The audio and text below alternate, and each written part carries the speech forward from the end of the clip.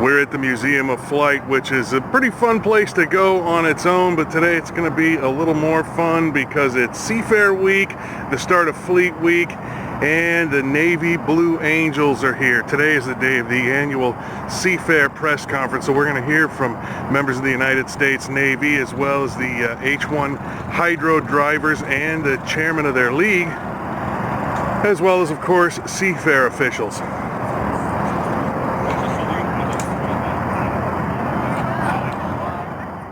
We're with Jimmy Shane, driver of the, is it the U6. U6? Miss Home Street Unlimited Hydroplane. Very good. Jimmyshane. Easy enough. So, Jimmy, you've won Seafair before. What's the trick to that course? Because it's an unusual course, isn't it? It is. Seafair is a very challenging course, not only because of the conditions, which is so unique there, because you have the log boom. When we're racing the boats, we make really big wakes. They go and bounce off the boats that are all tied up in the long boom. They come right back, so you get these really unique parallel rollers at Seafair, which makes it really challenging to drive. But not only that, there's so much pressure at Seafair. Most of the teams and sponsors are based out of the Seattle area, so everybody is gunning for the Seafair final. Everybody kind of takes a little bit more risk in the Seafair final, and that usually equates into something crazy happening during the Seafair final. So it's always interesting to watch. Everybody's watching the Seafair final to see what's going to happen. So hopefully we can have a clean race this year and keep the Miss Home Street up front this year. So why is it they take such big risks here? There's so much on the line. It's the sponsors want to win, the team owners want to win. It's bragging rights for a lot of the drivers for the rest of the year, and a lot of the sponsors as well. So it's the whole culmination of the buildup of Seafair, all the events leading up to this race weekend. The Blue Angels, there's so much at stake, and everybody wants to win it. You've had a pretty good start to the year. What makes you and your team so successful? We just have a great team package. The entire team is clicking on all gears. It's a great crew chief, great experienced crew members, and it's the total package of the Miss Home Street team. We have a sponsor that is behind us 100%. They allow us to get the resources and the funding that we need to have all the good equipment, and it's my job as the driver to be able to perform a race weekend. So been able to do that. The first three races of this year, we're sitting really good in points. We're leading by almost 1,400 points, which is, we have the ability to possibly lock up the National High Points Championship after this weekend, going into the last race in San Diego. So if we can do that, that'd be a great goal for us to do this weekend, but ultimately we want to win that Seafair and Home Street Cup this year. Does it make it a little easier for you being close to home? No, it makes it harder. It makes it so much harder, and that's part of it. Not a lot of our friends know exactly what we do as hydroplane drivers, and when Seafair rolls around, a lot of the people in the area, they're like, I'm going to check Seafair out this year. I haven't done it yet. And they come in, they're just amazed. It's such a spectacle. The boats are throwing walls of water up 100 foot. And that puts more pressure on the drivers, because now you have people that you have to deal with after the weekend coming in saying, why did you do that? Why did you race like this? And it's a lot of pressure that's involved in the weekend, but I wouldn't want it any other way. That's how we get around as drivers around that course. Hey, Jimmy, you hit on the next thing I was going to ask you. I myself am bringing a newbie who's never seen hydroplane racing before. What should he watch for? Oh, you have to watch the boats. If you've never seen a boat go 200 miles an hour in the water, it is a spectacle. You will never see a boat go this fast and turn this tight ever in your life. We go 200 miles an hour. The boats are 7,000 pounds. They make 3,000 horsepower. It is a unique form of motorsport, and if you haven't seen it, you have to come out to see it. Not only that, Seafair is a family-friendly event. There's so many vendors, so many events to do during the race weekend in Genesee Park. Bring the family down, come see the race boats, come see the Blue Angels, go visit all the vendors, just have a great family weekend. Not to mention those boats are nice and loud, and like you said, kick up those big rooster tails. They do, and like I say, once you see that, hopefully you're going to be hooked and you're going to want to come back for years to come. You've already covered this really good. What is it about Seafair that makes it so special? Seafair, it's the build-up. It's they have all of these events. It's the planning for the event. There is so much on the line at Seafair that everybody wants to win. And this year being Home Street Cup, unfortunately, there's probably going to be a little bit of added pressure on my shoulders, but I think I performed pretty well under pressure. I think we're going to do it this year. We have the boat, we have the team, we have the equipment, and we're looking forward to the race weekend. All right. Thanks, Jimmy. Appreciate that. Thank you. We are with Larry Alberto. I think we know his family well. I know I spend way too much money in his store on Rainier Avenue. That's okay. Worth every dime. But the Alberto family is back and has brought us back the Oboy Alberto Hydro. But you're with a team now, aren't you? I've managed the sponsorship. They call me the meddling sponsor because I raced cars, raced boats all my life, sold beef jerky and sausage. So I kind of know where the money goes and why it goes there. So I get in everybody's way. It's fantastic. Well, after a few years of being out, what made you decide to come back? The company wasn't competing at a higher level to kind of represent all the really good beef jerky they make, and the company now is repositioned actually to be Alberto Specialty Meats, and we're relaunching all the brand. Notice the logo? Mm-hmm. No oh boy, no new logo. We're bringing back charcuterie out of Italy. We're going to import prosciutto and bring back like all the things my grandfather and dad did. And what better way to do it than with like the beautiful hydroplane that streams northwest. Well, and it's funny, you know, when I think about Seafair, the first, honest to God, the first guy I think about is your dad. Thank you. So, I mean, it's true. I mean, he's like, well, he was even, what was he, dubbed the king of Seafair one year? I was at that press conference, I think they too. made him the jester of jerky. They crowned him. Well, whatever it was, he was on his knees taking a sword on the shoulders, and I know how excited he was and how excited I was that day because I talked him out of one of those 4-colored pens. Oh, yeah. Which I still have. Stolen from. Exactly. But it's meant a lot to your family over the years to be a part of this, because you're part of the community. People don't realize when my dad moved out of his mom's basement with his wife and 2 kids, he bought a house purposefully to watch the races. It had to be positioned just right. So he's been living watching races since before I was born, and I'm thankful for it. Wow. Okay. So I just talked to Jimmy Shane. Yep. You guys have some stiff competition. Tell us about your driver and what he's going to do. Jeff Bernard's been handpicked. He actually was on the short list back when Steve Davey retired. He's got a ton of talent. He's got experience. I like him. He's a good guy, good family, and I think he's got surprises for Seafair forever.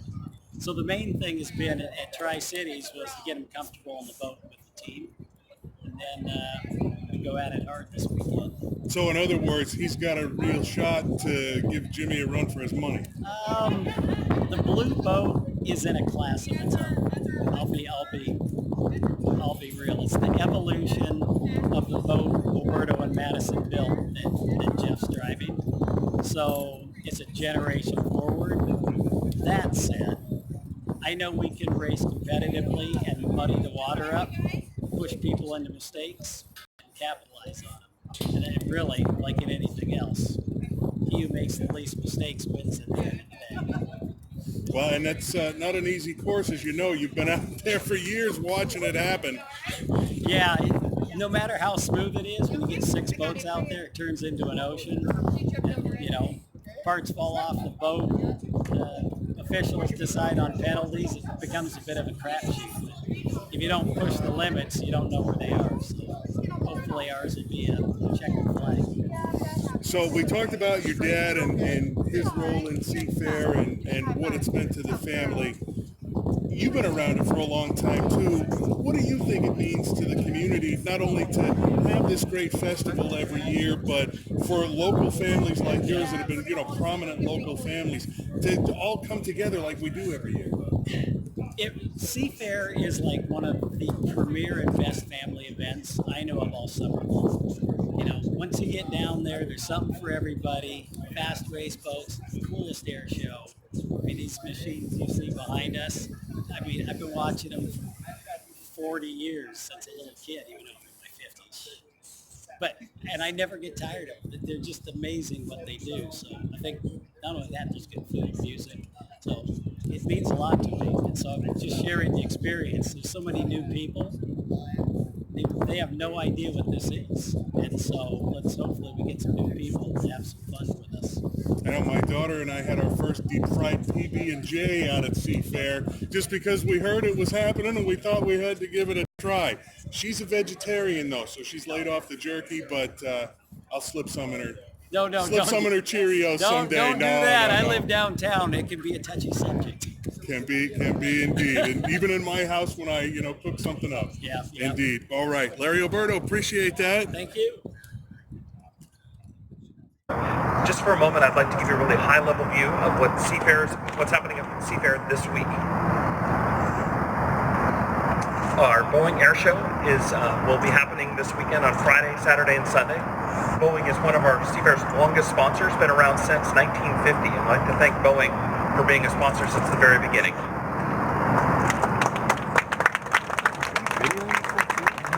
At the Boeing Air Show this year, we'll have the U.S. Navy Blue Angels. They'll be flying at 3 p.m. on Friday, Saturday, Sunday.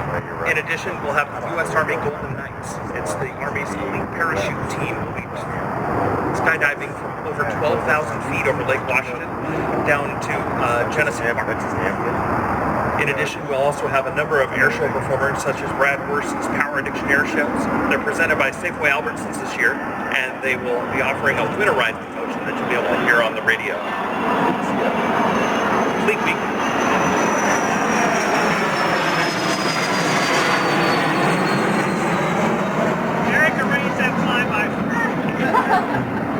Some of the joys of doing this at an airport.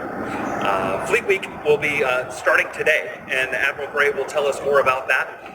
We'll be joined by two Navy ships, a Coast Guard cutter, as well as some Canadian Maritime Forces ships. They'll be at Pier 66 and 69 all week with tours.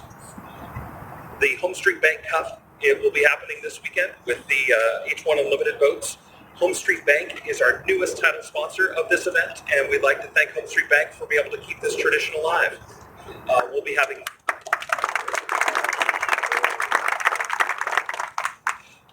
4 classes of boats on the water. The J boats, which are the ones that kids from 9 to 16 race. They go up to 40 miles an hour and be able to have their first racing experience on Lake Washington at Seafair. Ram Trucking Cup is bringing a brand new class of boats to us called the E350s. These are boats that have a V8 racing engine on the back of a race boat. They go up to 115 miles an hour and make a spectacular rooster tail across the lake. We'll also have vintage boats from the 1970s and 80s. These are the style that Chip Hanauer drove way back in the day. He's back to actually drive these boats again for us this weekend, so it should be spectacular to see them on the lake, as well as H1 Unlimited that'll be bringing 9 boats to the pits and to be able to compete. Jimmy Shane, who we'll hear from later this morning, he actually has a chance to be able to clinch the National High Points title here this weekend. On television, we are back on Kong TV this year with from 1 to 5 on Sunday. We'll have Chip Hanauer, Mark Allen, and Paul Sildy will host the show, as well as a return of Pat O'Day to the broadcast. And last but not least, the Seafair Weekend Festival. We will have hyperlight wakeboarding down on the shore. There'll be food. There'll be music. There'll be a Monster Energy's BMX stunt bikes, a car show on Saturday morning, as well as U.S. Navy's flights.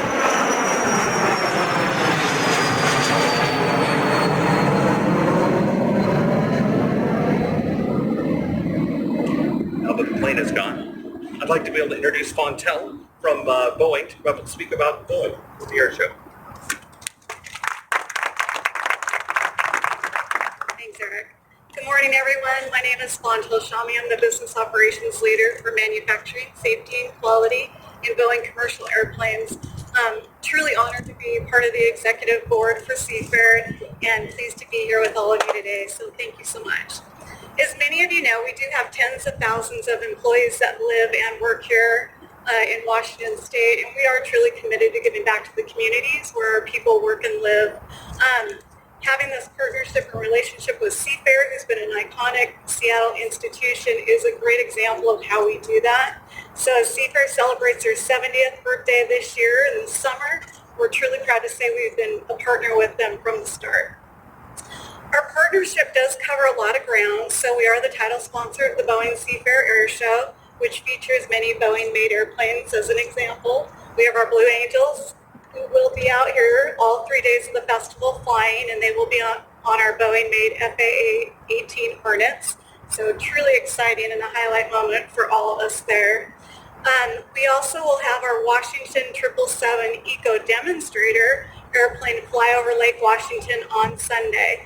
And this is a great way for us to test the technologies, and we are excited that we will be flying on a blend of sustainable and conventional jet fuel. For many years now, we have also featured the Boeing Veterans Engagement Team, and they are the ones that glide the Blue Angel balloon down the streets of Seattle for the Torchlight Parade. And this year we are pleased to sponsor the Military Hospitality Tent presented by Boeing in partnership with US Zone Northwest to give our men and women in uniform a free place up close to watch the hydros and the air show. We are also delighted to once again highlight our partner, First Washington, in our Genesee Park tent. And as always, we're pleased to offer to our Boeing employees, as long as they show up at the gate and show proof of employment, they can enter in at no charge. We are thrilled to be part of this Seafair tradition and truly looking forward to creating new memories with all of you this Seafair weekend. Thank you.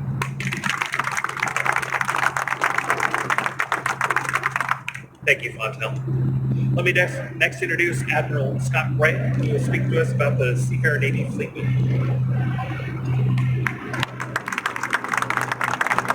Well, good morning, everybody. I'm Admiral Scott Gray, Commander Navy Region Northwest. Navy Region Northwest consists of more than 192,000 sailors, civilians, family members, retirees, and contractors across 11-state area, the bulk of which are all located here in the greater Seattle area. We're happy to be back to Seattle for Fleet Week again this year. It's a wonderful occasion. We always look forward to the opportunity to come and show off our Navy here. You know, the world's rapidly changing, and our nation faces growing challenges from around the world. Your Navy is out there 365 days a year, 7 days a week, 24 hours a day, defending our country around the world on every ocean to protect our way of life and to protect the American people and protect the prosperity that we've enjoyed for many decades.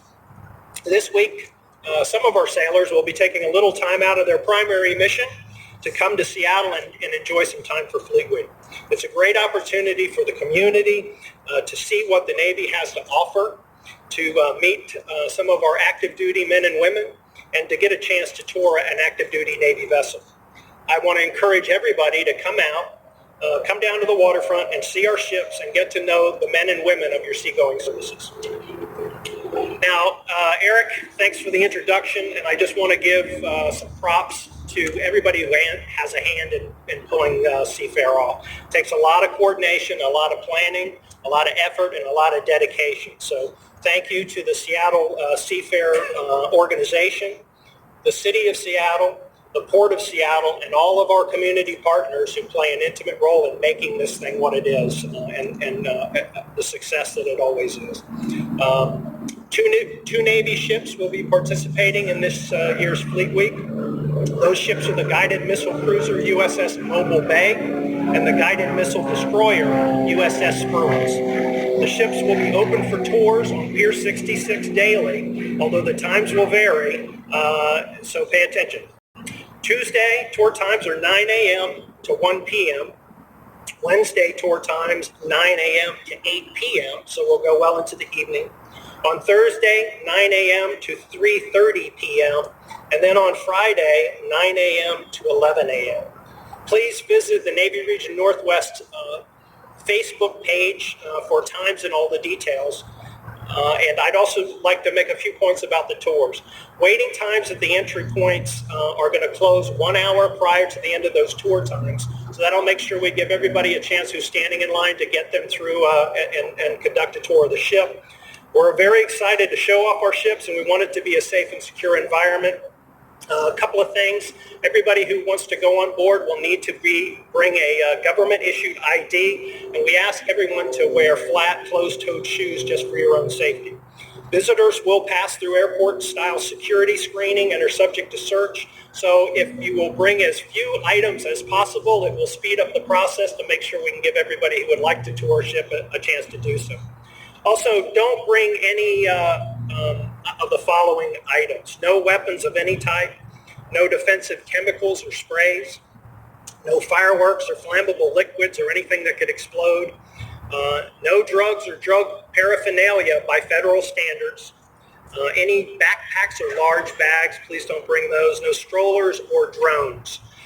Now, in relation to drones, general photography will be allowed in and around the ship or around the ships, but please do not bring drones. There is a no drone zone within 3,000 feet laterally or 1,000 feet vertically, which will be enforced. Your Navy is very excited to be here and to be part of Fleet Week. Every year, our sailors look forward to coming, and thanks to Eric for arranging this absolutely gorgeous weather this year.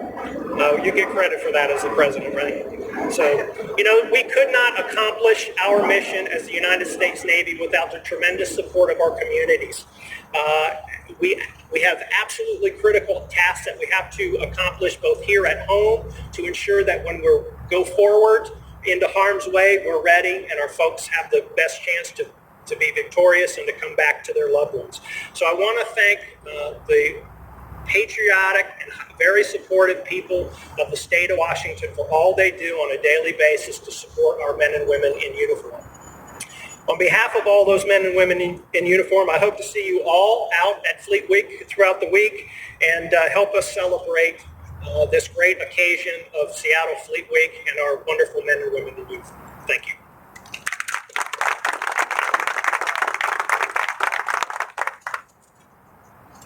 Thank you, Admiral. Next, I would like to invite Michael from Home Street Bank. There he is. Hi, Michael. He's our newest sponsor of Seafair, and we thank you again for your commitment and coming on board with us.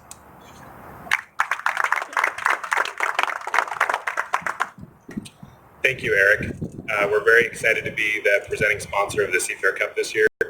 I first wanted to say thank you for all the work that you guys have done for you and your team to this point, as well as coming into this weekend. I know that it's a lot of work, but it's even more work to bring on a presenting sponsor, so I very much appreciate that. As a almost 100-year-old West Coast community bank based in Seattle, we are thrilled to be the presenting sponsor of the Seafair Cup this weekend.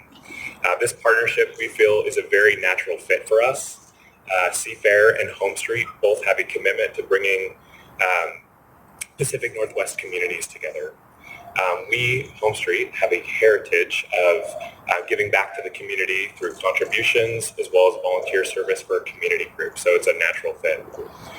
As the title sponsor of Seafair's signature hydroplane races, we're anxiously awaiting the return of a fan favorite, the Miss Home Street, the only community-owned unlimited hydroplane in the world. We'll get to hear from Jimmy in a couple minutes here. We're especially excited for this weekend because we are inviting both our employees as well as our customers to enjoy Seafair for free. So we're very excited to offer that to both of those groups. Together with Seafair, we join the entire community in celebrating the kickoff of Fleet Week and Seafair weekend. So I'd like to introduce Jimmy Shane up to the stage. Jimmy is a good friend. He is the driver of the Miss Home Street, and he is also a 5-time national champion. He is a 2-time Seafair champion. He is an engineer and a manager at Blue Origin, and he's also a resident of the Puget Sound community. Please give it up for Jimmy Shane. Howdy. How's it going, guys? So excited to be here for what is now the Home Street Cup at Seafair. And I'm just honored and thrilled to be representing Home Street Bank as their driver of this beautiful blue and white hydroplane that you see next to us here today. We put on an amazing show here at H1, and Home Street's at the top of their game in the sport right now. We've had 3 races so far in this season. Home Street has finished first, and third as of Tri-Cities yesterday. So we all had to boogie back over here to Seattle after the race on Sunday last night. But it's going to be a great week. Home Street Bank is here. They're here to put on a great show. And H1's bringing 9 of the fastest race boats in the world, and you guys are going to be in for a great show all weekend long. So excited to partner up with Seafair. So excited to see the Blue Angels again here at Seafair, and we can't wait to be out there on the water doing 200 miles an hour in front of all you guys. So bring your families down to Genesee Park and cheer on the blue and white home street boat. So thank you so much. And I would like to now introduce Ron Perry. He's our Executive Director of H1. He's going to tell you more about H1 in our sport. Thank you. Thanks, Jimmy. All right. Well, obviously, we're excited to be here at the Home Street Bank Cup here in Seattle. We had a great racing last weekend, and certainly the final was very exciting, except for maybe Jimmy. But that's all right. That's all good. It's all good. And as you may have known, some of the H1 fans are already experiencing some of the upgrades that we're doing to kind of increase the fan engagement that we're doing, especially with live drone shots and things like that, and experimenting with different ways to deliver that to people, not only just here, but all over the world. So be looking forward to some of that. I want to go through a list of some of the teams that are going to be showing up here that you can be excited about seeing. First off, I'm going to go in reverse order. The U1918, the Alberto Super Salami, driven by Jeff Bernard. And we also have the 440 Bucket List Racing, Dustin Eccles, looking to join with us this weekend. Also the 99.9 KSW Miss Rock with Brian Perkins. We have the U12 Graham Trucking with J. Michael Kelly, fresh off his Columbia Cup win yesterday. Then the U11 J&D is presented by Reliable Diamond Tool, Jamie Nelson, they're always in the fight, so that they're exciting to watch. The U7 Spirit of Detroit, Bert Henderson, the U6 Miss Home Street, and then over here, current points leader as well. So looking to see actually a really exciting pivotal race this weekend. And then the U1 Delta Real Track, Andrew Tate, and the U98 Graham Trucking American Dream, Corey Peabody. And Corey, why don't you come up and talk to us about last weekend?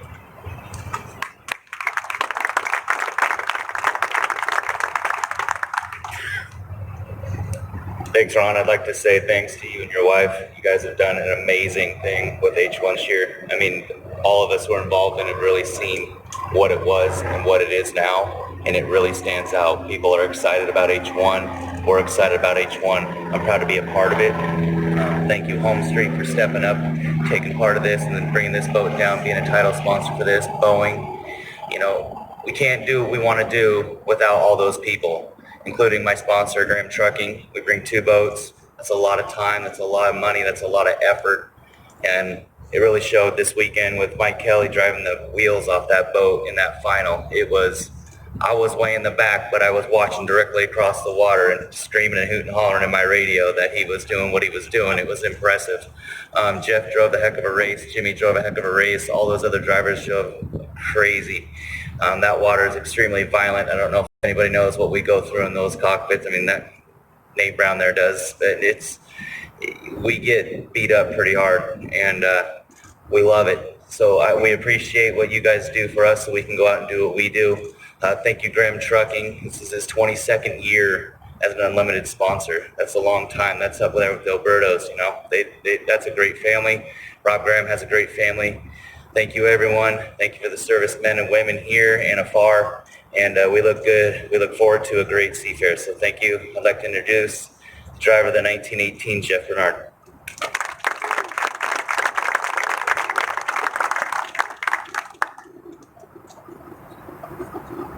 I'm super excited to be back here. It's been a little while since I got driving unlimited at Seafair. I'm honored to be part of the Miss Madison race team, teammates with Jimmy Shane. Thank you, Home Street, for stepping up and not only sponsoring a boat, but 2 races. So we're really excited to have Alberto back on the boat, back with Miss Madison Racing. When I left Miss Madison Racing in 2015 as Jimmy's radio guide, they were the sponsor, and that was their last year. So to have them back, part of the Miss Madison race team, is awesome, and to be named the driver is a dream come true for me. And it's all because of Larry Alberto, who made this happen. They're pushing their new brand, Super Salami, this weekend. And last weekend we did good. We did everything we wanted to do, and this weekend we're going to turn the wake up a little bit more and hopefully be a little bit more competitive in the final, and we look forward to maybe giving Jimmy some competition for the win on Sunday. Thank you. Back to Eric. Yes. Hey, thank you so much. And Ron, again, thank you for what you've done for H1 and be able to elevate it. The video that you guys have online and the racing of the camps has been spectacular this year. So thanks again. Good luck to all the drivers. This is it for our press conference this morning. Our speakers will stick around for a few minutes here if you'd like to be able to speak with them. Thank you, everyone. And we're now at Pier 66 for the parade of ships here. These are the naval vessels, the Coast Guard vessels, and the Royal Canadian Navy vessels coming in. Been greeted, of course, not only by the ferry boats, but well, I guess, ladies and gentlemen, spray by the Seattle Fire Department. The police boat is not able to come through the parade, unfortunately. And as such, this now ends the parade of ships here at the beginning of Fleet Week, Seafair 2019. I'd like to say thank you to everyone that supported us today. And the in United addition States to those Navy, here to see the parade, United States Coast Guard with there are their also search and these rescue protesters display, from as Veterans well for as some of the Peace and ships other that have groups come by. who are here to protest the use of these machines of war to celebrate. And this is Pete Schoonmaker from Veterans for Peace, and you guys are out here to protest the parade of ships today. Why? Well, a number of things. First of all, the parade of ships is basically military propaganda. It contributes to the militarization of society. And this is a very bad situation for that to be happening in. Right now, there's a real danger of war in the Middle East with Iran. The United States has been repeatedly threatening Venezuela. There's just a lot of really bad things going on that front. One thing, the Trident base out, I believe it's Bremerton, has probably the largest concentration of nuclear weapons in the world, or one of the very largest concentrations of nuclear weapons in the world. Real quickly, I'm not, Ground Zero is the group that coordinated the Peace Fleet out in the water, and their big focus is on opposing nuclear weapons, the danger of nuclear war. And they have a number of activities coming up. They've been planning a flyer around that. August 6th and 9th are the anniversaries of the nuclear bombing of Hiroshima and Nagasaki. They plan, an annual protest out at the base. Going into that, we'll be having an event here, along, not just us, but peace activists all over Seattle area and beyond will be having a commemoration led by the Japanese community in Seattle at Green Lake, where people float lanterns out on the water on the evening of August 6th. Folks, again, my name is Pete, I hope you'll forgive me because I'm going to chalk it up to the stair climb and the lack of oxygen to the brain after that. I neglected to ask you what branch you were in and when and where you served. I was in the U.S. Navy 1977 till 1984. I was actually on, they had the second ship called the Spruance came by, right? I was training for 5 months on an original Spruance class ship called the Radford, USS Radford. I have no idea what they're up to. But then I was mainly on the USS Eisenhower during the Iran hostage crisis, during and after which I became very fed up with U.S. policy in the military, and I did go UA, they call it, unauthorized absence, for over 8 months until I was caught. Then I was brought back to the military, and I finished out my service on the USS Kennedy and got out in 1984. And that was I was at various things on the Kennedy. We went, what did we do on the Kennedy? We did, different stuff on the Kennedy, too. Yeah. You got always busy. We went actually back out, we went to the Mediterranean on the Kennedy. And they were messing around with Lebanon, Syria. Okay, well, I remember those days for sure. Reagan. So you had mentioned now we're having trouble with Iran again. Yeah. What is your concern as the Navy comes out here with their big recruitment tool? Well, it makes it easier for them to get cannon fodder. More people into the military. It creates public support for raising our taxes, or for whatever weird deficit, whatever, it's for raising the military budget at the expense of both direct danger to the world and also at the expense of, other stuff they could be spending money on. particular point is I believe the U.S. military is the single institutional largest consumer of fossil fuels in the world. And that's a direct threat to the planet, even if they don't attack anybody. So it's not just the potential of war, it's danger to the environment. It's danger to the environment. Another thing that we do, we have a regular project where we do counter recruiting in Seattle area schools. So we come up and when the recruiters show up, we come up and, give an alternate point of view. That's one of our activities. But this is more broadly, what they're doing today is more broadly a recruitment tool. So part of our mission is to counter that also. Well, I appreciate the alternate point of view. That's why I'm here today, because I was also over at the Seafair event with the Blue Angels planes and the admiral, the admiral in charge of the entire Northwest region for the Navy. And so, it's good to have that other side. And I want to back you up to something you said, because I want you to expand on it. You referred to the people they're recruiting as more cannon fodder. What makes them cannon fodder? Well, initially they go in, just thinking they're going to get a better job in education, which they may or may not actually get. But then ultimately, the whole purpose of the military is warfare, and they will use those troops however they need it, whatever branch of service. They'll do what they have to do to use them to kill people in other countries, other parts of the world, and here now. They're doing stuff on the border also.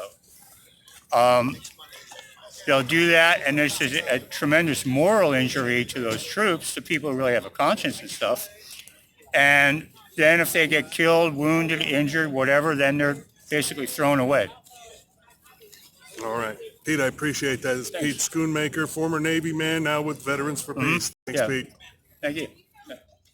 And this is Mary Hansen of Seattle, and she is with the group Ground Zero for Nonviolent Action. I think I came close to the name of that, Mary.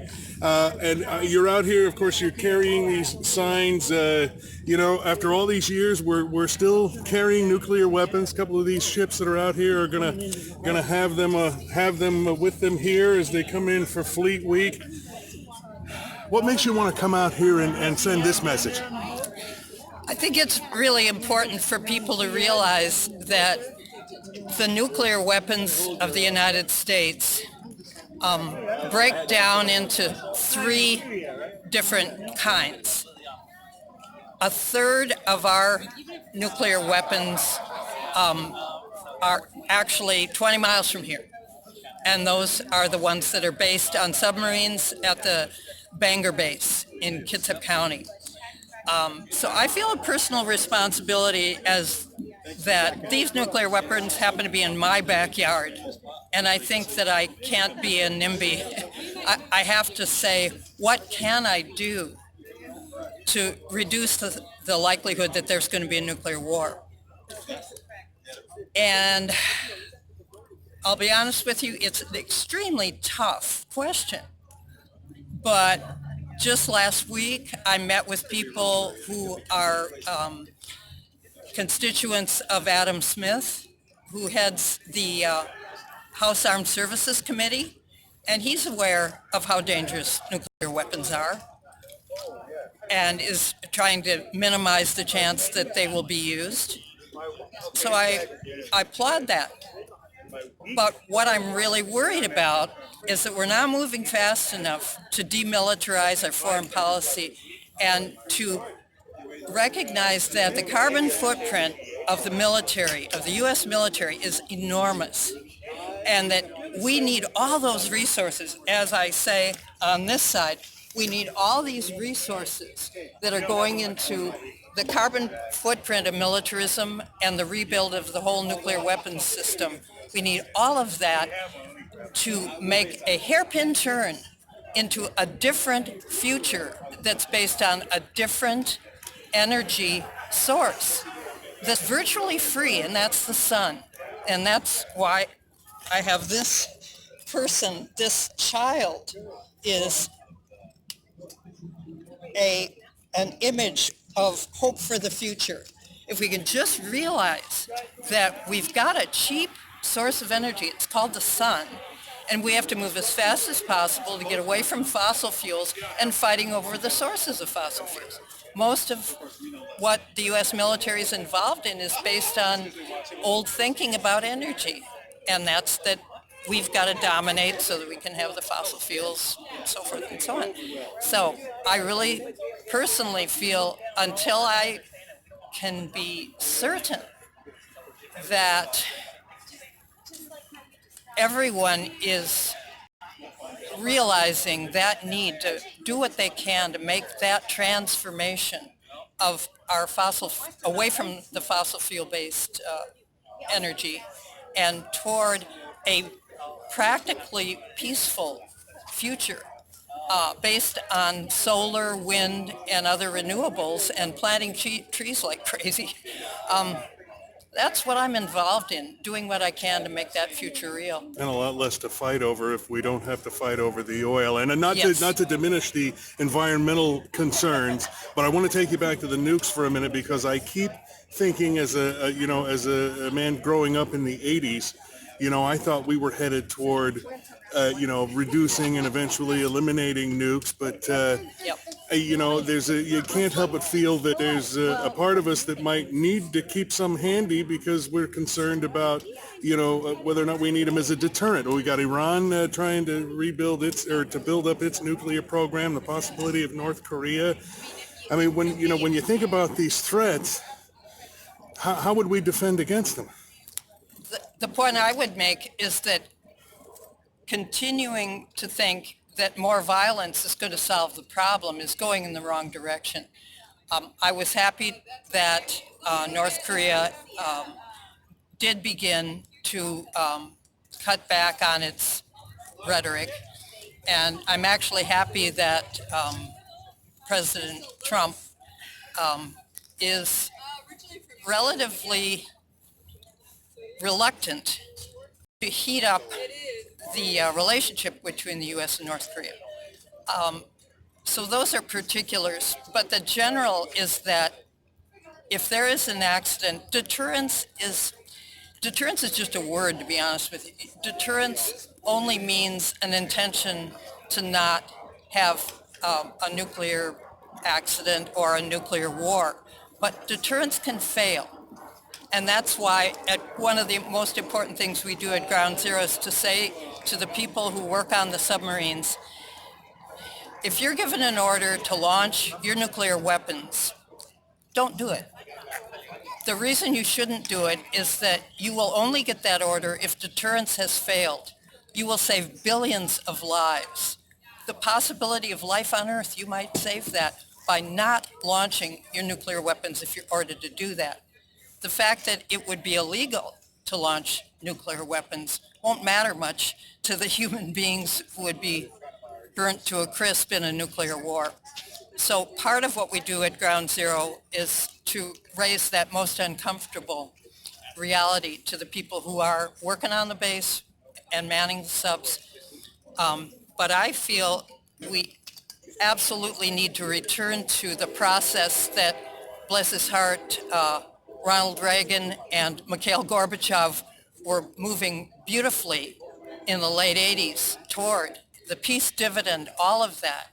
We need to go way back there and say we took a wrong turn towards saying that we won the Cold War, rather than now we in Russia don't have to be enemies and now we can reduce our nuclear arsenals down to where we'd have maybe 300 weapons on each side, down to a level where the nuclear weapons that each side have are not enough to destroy all life on Earth, and then work from there down to zero.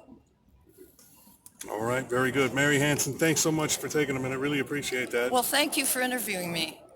I really appreciate it. And